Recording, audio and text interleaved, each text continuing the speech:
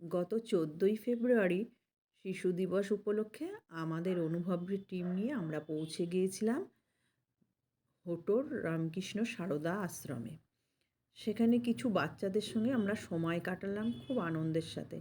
বাচ্চাদের সাথে কিছু খেলনা, খাবার এবং পড়াশুনোর সামগ্রী আমরা তুলে দিলাম এবং তাদেরকে আমরা দুপুরের খাবারের ব্যবস্থাও করেছিলাম। এইসব ছোট ছোট বাচ্চাদের মুখে হাসি দেখতে সত্যি ভীষণ ভালো লাগে। তো সেদিন আমরা সবাই মিলে গেলাম।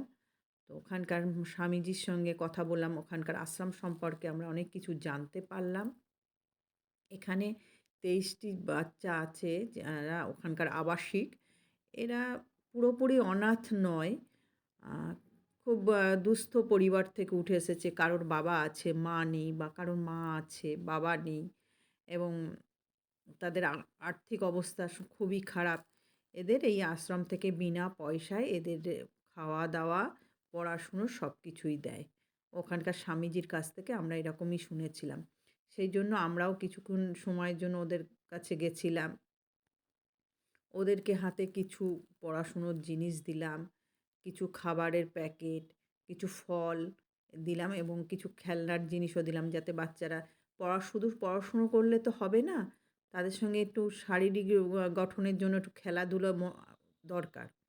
তো সেই হিসাবে আমরা ওদের কিছু ফুটবল, র‍্যাকেট এসব দিলাম। ওরা তো ভীষণ খুশি আমাদের কাছ থেকে এইসব উপহারগুলো পেয়ে। সত্যি কথা বলতে কি এইসব বাচ্চাদের মুখের হাসিটাই না অনেক কিছু পাওনা। অনেক বড় পাওনা আমাদের। তো কিছু যদি করতে পারি, কারোর মুখে যদি হাসি ফোটাতে পারি, তার থেকে বড় আনন্দ আর কিছু হয় না। আর বাচ্চারাও ভীষণ ভালো, খুব মিষ্টি বাচ্চারা। ওরা স্বামীজির প্রতিটি কথা মেনে চলে ওখানে। তো এবার খেলাধুলোর সরঞ্জাম দিয়ে ওদের কিছু উপহার দিলাম।